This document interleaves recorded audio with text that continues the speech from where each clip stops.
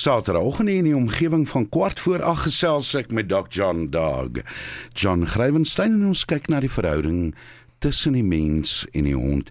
Ons het verlede week gepraat dat daar verskille is, John, tussen die rasse, maar ook verskille binne in die rasse, so intra-rasverskille, maar ook interrasverskille. Maar watter hond is goed vir watter werk? Hoe bepaal jy dit? Hoe kies jy 'n hond wat goed is vir 'n gaan hierdie 'n patrouillehond wees, daai springstofhond, hierdie 'n dwelmhond, daai hond gaan renosterhoring uitreik?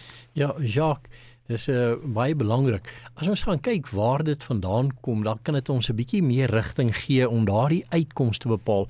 Jy weet, ek weet dat daar's die studie wat gedoen is hier die Universiteit van Pennsylvania.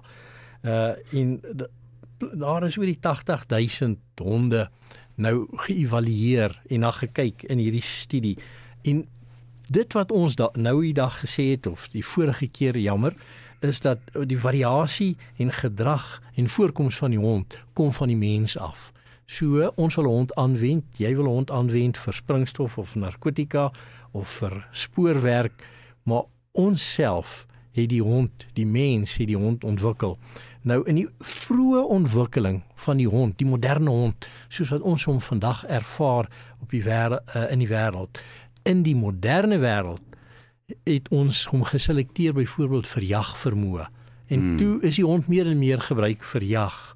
En nou het ons verder gegaan met hierdie proses en toe begin ons met hierdie konformasie in gedrag het totaal weggekwyn. Maar die fundamentele kamaradie wat daar vereis word tussen die mens en die dier het gemaak dat hy die hond nou geteel word. Kom ons gaan kyk byvoorbeeld, Jacques, terriers, soos ons hulle vandag kry, hulle is geteel om te grou en om te jag. Dit is waarvoor hy geteel is.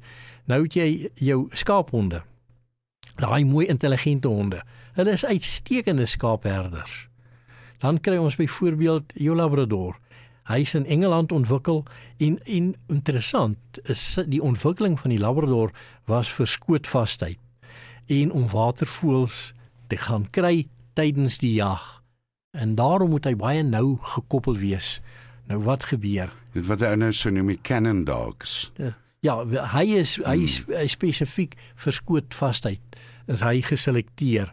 Skootvastheid beteken nou nie hy sit op my skoot vas nie.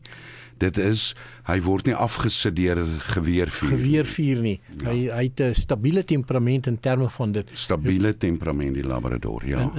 So, wat gebeur? Ons gaan kyk nou na 'n reeks van eienskappe vandag. Ons het nou die aanwending van die hond, so wat gaan ons doen? Ons gaan selekteer vir spesifiek daardie gedrag. En dan gaan ons kyk, byvoorbeeld, het ons jou Belgiese herder vandag, dit is amper vir my 'n mode, die Malinois. Ja. Ons het die verskillende Belgiese herders, jou Duitse herders, hond, jou Labrador, en binne in hulle kry ons groot sukses om die hond op te lei om lewens te red. Springstofidentifisering, narkotika, ons kry hulle in spoorhonde, persoonlike beskerming, en jou groot ding is, dit is vir ons om die hond nou te kan vat en op te lei.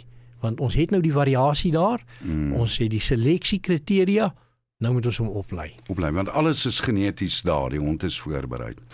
John, ons gesels volgende Saterdagoggend verder, wat 'n voorreg om met jou te gesels en ons leer so baie by jou.